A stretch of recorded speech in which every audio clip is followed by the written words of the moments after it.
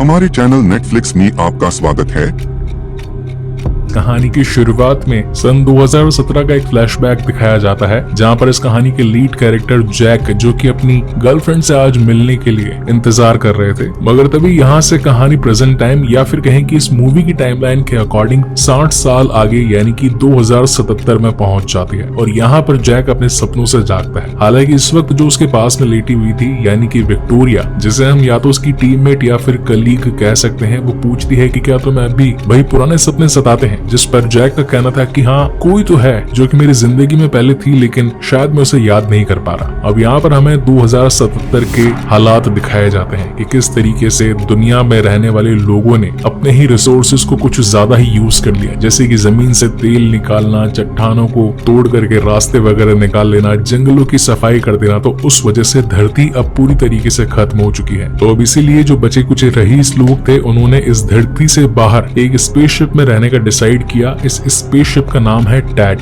मगर यहाँ पर रहने वाले लोगों को भी थोड़े बहुत तो पानी की और धरती की कुछ चीजों की जरूरत तो पड़ती ही रहती है। दैट इज वाई वो यहाँ पर अपनी कुछ बड़ी बड़ी मशीन्स को भेज देते हैं, जो कि धरती से रिसोर्सेज को खींच करके टैट में पहुंचाने का काम करती थी। अब इस वक्त धरती पर कुछ एलियंस भी आ चुके थे, जिन्हें की नाम दिया गया है स्कैवेंजर्स, जो कि इन धरती से खींचने वाले रिसोर्सेज की मशीनों को नुकसान पहुंचाया करते थे। तो अब स्कैवेंजर्स को मजा चखाने के लिए ड्रोन्स को बनाया गया, मगर ड्रोन्स को भी जब ये खराब कर दिया करते थे तो इसीलिए ड्रोन रिपेयरर्स को धरती पर भेजा गया। तो यहाँ पर हमारे जो जैक भाई साहब हैं, ये बेसिकली एक ड्रोन रिपेयरर या फिर कहें कि मैकेनिक है। वहीं पर विक्टोरिया जो कि एक्टिविटी कंट्रोलर है, जिसका काम है जैक पर नजर बनाए रखना, उसे जरूरत की चीजें पहुंचाते रहना और अगर कोई दिक्कत हो जाए तो उसके पास में मदद भेजना। और अब रोजमर्रा की तरह हमारे मैकेनिक भाई साहब तैयार हो जाते हैं अपने खराब पड़े ड्रोन्स को रिपेयर करवाने के लिए, क्योंकि ये ड्रोन्स ही स्कैवेंजर्स को मजा चखाया करते थे।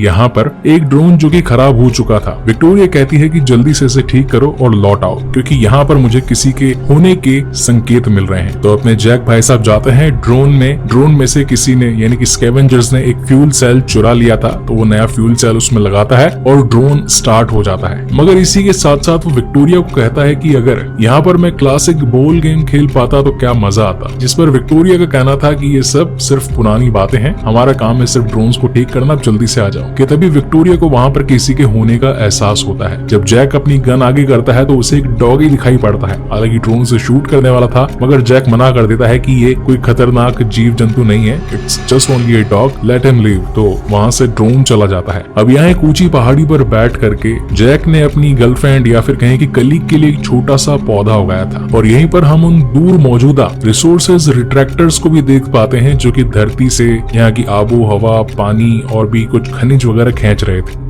यहाँ पर एक बड़ी ही हाईटेक बाइक दिखाई जाती है, जो कि सन 2077 के हिसाब से थी। तो यहाँ से भाई साहब निकल पड़ते हैं अपनी एक अलग जर्नी पर एक दूसरे ड्रोन को ठीक करने के लिए, क्योंकि इन्हें उसके सिग्नल आ रहे थे। लेकिन जब वहां पर जैक पहुंचता है तो बेसिकली एक खंडहर था और वहां पर जो सिग्नल आ रहे थे वो सिर्फ ड्रोन की एक छोटी सी सिग्नल मशीन थी, कोई ड्रोन वहां पर पड़ा नहीं था। जैक समझ चुका था कि ये मुझे फंसाने की कोई चाल है और तभी देखते ही देखते वहां पर स्कैवेंजर्स आ जाते हैं। अब यहाँ पर वो उन पर शूट भी करता है, मगर विक्टोरिया जो कि जानती थी कि कहीं जैक पर खतरा ना आ जाए, इसीलिए वो जैक की मदद करवाने के लिए एक ड्रोन 166 को भेज देती है। और अब तो ड्रोन आते के साथ ही उन स्कैवेंजर्स की बैंड बजाने लग जाता है और उन सबको खत्म कर देने के बाद जब वो जाता है तो जैक भी वहां से निकलने लगता है, मगर तभी उसे एक बुक दिखाई पड़ती है। नॉर्मली इस जमाने में लोग बुक नहीं पढ़ा करते थे, सिर्फ गैजेट्स के साथ ही खेला करते थे, मगर जैक को ऐसी पुरानी चीजें कलेक्ट करने में बड़ा मजा आता था। वो वापस से अपने स्टेशन नंबर 45 पर आ जाता है, जाकर सबसे पहले नहाता है और फिर इन्हीं के स्टेशन में एक और ड्रोन पड़ा था जिसे वो रिपेयर करने लगता है। इस ड्रोन का नंबर था 109 यानी कि 109। इसी के साथ वो उस खंडहर में मिली किताब को भी पढ़ने लगता है, जिसमें लिखा था कि to every man upon this earth death comes soon और लेट, यानी कि धरती पर जो भी इंसान है एक न एक दिन तो उसे मरना ही होगा। इसी बीच यहाँ पर विक्टोरिया आ जाती है, जो कि पूछती है कि आखिर तुम्हें किताब कहाँ से मिली, मगर जैक उसकी बातों को टालते हुए उसे गिफ्ट देता है। तो ये गिफ्ट था उसका उगाया हुआ फूल, जिस पर विक्टोरिया कहती है कि तुम जानते हो कि इस धरती की आबो हवा हमारे लिए पूरी तरीके से खतरनाक बन चुकी है, ये जीने लायक बिल्कुल भी नहीं है, हमें इसे अभी फेंकना पड़ेगा। बेचारे जैक का तो दिल टूट जाता है, मगर जैक को मनाने के लिए रात को विक्टोरिया उसके साथ एक पूल बाथ लेती है। अब इन दोनों की अच्छी बॉन्डिंग हो जाती है, ये दोनों रात को इंटीमेट भी हो जाते हैं और नेक्स्ट मॉर्निंग उठते हैं तो इनके होश उड़ जाते हैं क्योंकि स्कैवेंजर्स ने आकर के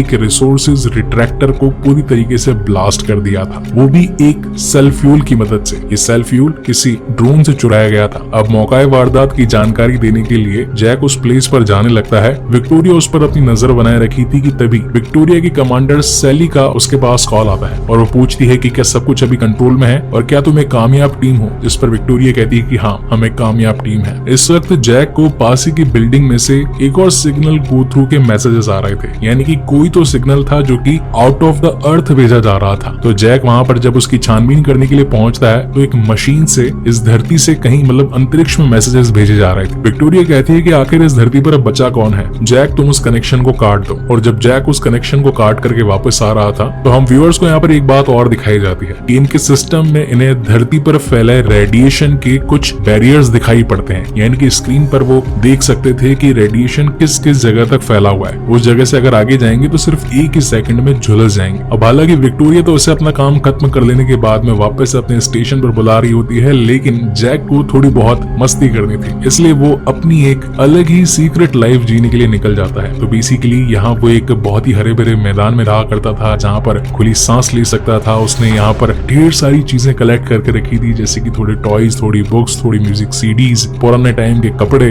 यानी कि जो हम 2017, 18, 19, 20 में पहनते थे, वैसी ही एक टोपी और एक खुले मैदान के नीचे एक लंबी नींद। मगर तभी आसमान में जैक को एक प्लेन क्रैश होता हुआ दिखाई पड़ता है। जैक फटाफट से तैयार होकर वहां पर जाने लगता है, जिस पर विक्टोरिया कहती है कि ये जरूर स्कैवेंजर्स का काम होगा, तुम वहां पर मत जाओ। लेकिन जैक कहता है कि being a reporter, being a mechanic, वो जो क्रैश हुआ है मुझे जाकर के देखना ही पड़ेगा कि वहां पर हुआ क्या है। अब जैसे वो यहाँ पर पहुंचता है तो उसे कुछ स्लीपिंग पॉड्स दिखाई पड़ते हैं। तो बेसिकली क्रायोजेनिक स्लीपिंग पॉड थे जिनका काम होता है किसी बॉडी को लंबे टाइम तक प्रिजर्व करके बिना एज ग्रोथ के सेम स्टेट में रखना।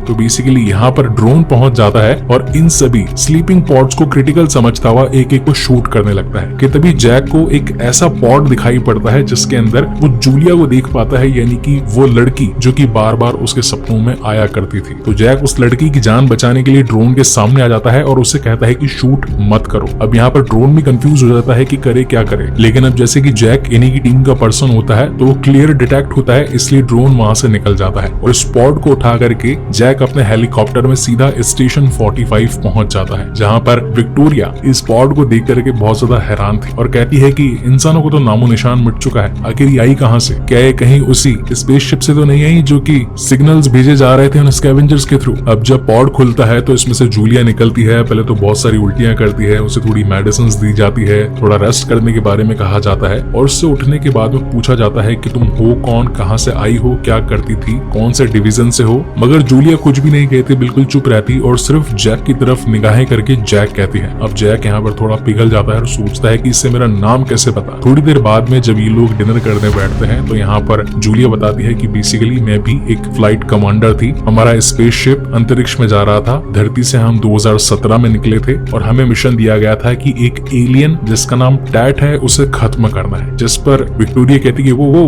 तुम क्या कह रही हो, टैट ये कोई एलियन नहीं है, ये तो एक स्पेस स्टेशन है जहाँ पर आजकल के लोग रहते हैं। वहाँ पर रिसोर्सेज पहुँचाने के लिए धरती पर जो रिसोर्सेज रिट्रैक्टर आते हैं हमें बस उनकी देखभाल करनी होती है। और जरा बताओगे कि तुम उस एलियन को खत्म करने जा क्यों रही थी। मगर जूलिया इस पर कोई जवाब नहीं देती और कहती है कि जब तक मुझे मेरा फ्लाइट रिकॉर्डर नहीं मिल जाता तब तक मैं तुम्हें कुछ नहीं बता सकती। तो बेसिकली ये जिस प्लेन में यानी कि जिस स्पेसशिप में ये लोग क्रैश हुए थे उसमें एक फ्लाइट रिकॉर्डर भी था जो कि इनकी सारी बातों को रिकॉर्ड किया करता था। अब जहाँ एक तरफ विक्टोरिया जैक से कह देती है कि हमें इस लड़की से कोई भी मतलब नहीं है, मैं सैली से बात करके इसे टाइटन ग्रह पर भिजवा दूंगी, इससे अटैच होने की कोई जरूरत नहीं है। मैं जानती हूँ कि शायद ये वही लड़की है जो कि तुम्हारे सपनों में आया करती थी, मगर इस वक्त यहाँ पर सिर्फ हम दोनों ही हैं और अब सिर्फ एक हफ्ता बचा है काम करने का, जिसके बाद हम लोग भी अपनी बारी खत्म करके सीधा टैट पर निकल जाएंगे, फिर अपनी एक आरामदायक जिंदगी जिएंगे, इसके लफड़े में हमें नहीं पड़ना। मगर जैक जो कि बहुत सारे सवालों का जवाब जानना चाहता था, उसे पुरानी जूलिया की यादें आती क्यों थी,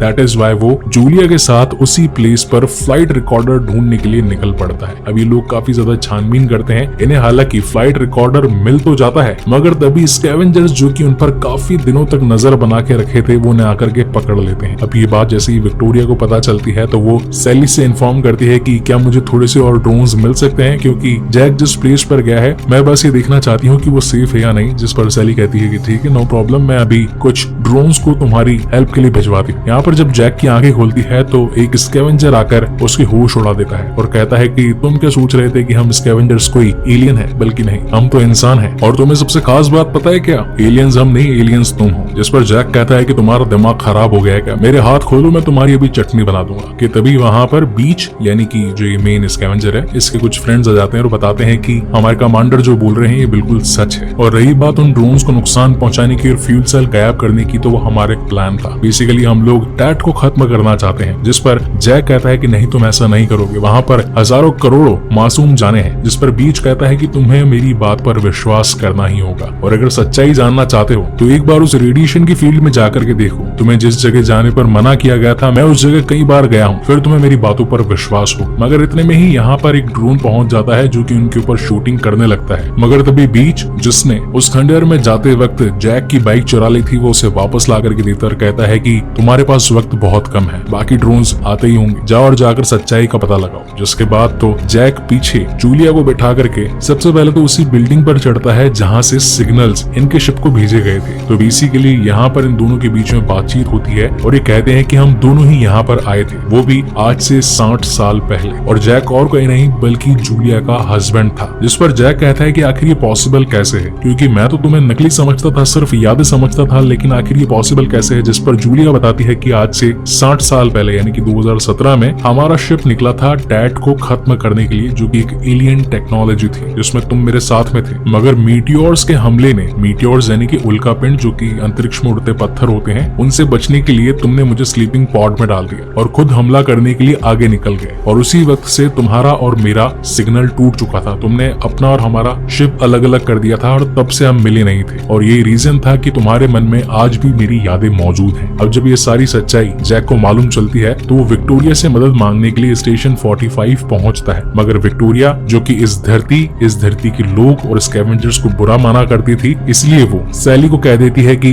आज से हमें कामयाब टीम नहीं है। और जैसे ही जैक डिस्क्वालीफाई होता है तो उनके स्टेशन में मौजूद ड्रोन एक्टिवेट होकर के सीधा शूट करने के लिए आगे बढ़ता है, मगर इवेंचुअली वो विक्टोरिया को ही ठोक देता है। अब यहाँ पर कैसे तैसे ये लोग अपनी जान बचाकर अपने हेलीकॉप्टर में भागते हैं, मगर तब तक इनके पीछे सैली ने 3 अलग अलग ड्रोन्स लगवा दिए थे। तो यहाँ पर खैर इनके बीच में अच्छी खासी फाइट आती है। अब ये लोग अपनी जान बचाने के लिए सीधा रेडिएशन वाले एरिया में घुस जाते हैं। पहले तो जैक को लग रहा था कि ये झुलस कर मर जाएंगे, मगर यहाँ पर उसे बीच की बात याद आती है कि वो भी इन एरियाज में कई बार गया है। अब ये लोग छिपने की एक जगह ढूंढते हैं कि तभी यहाँ पर एक और हेलीकॉप्टर उतरता है। जैक को लगता है कि ये कोई दुश्मन होगा, इसे ठोक देना चाहिए, मगर इस प्लेन में से यानी कि इस हेलीकॉप्टर में से जो उतरता है उसे देख करके जैक के होशो हवास उड़ जाते हैं, क्योंकि वहां पर उतरा था बिल्कुल उसी का क्लोन जो कि एक ड्रोन को ठीक करने के लिए पहुंचा था और उसके स्टेशन का नाम था स्टेशन 52। अब यहाँ पर 49 और 52 के बीच में धमाधम फाइट हो जाती है। ये दोनों ही एक दूसरे को मारने की कोशिश करते हैं, मगर कैसे तैसे 49 यहाँ पर जीत जाता है और 52 के हाथ बांधकर जूलिया को एक सेफ प्लेस पर सुलाकर सीधा पहुंच जाता है प्लेन लेकर के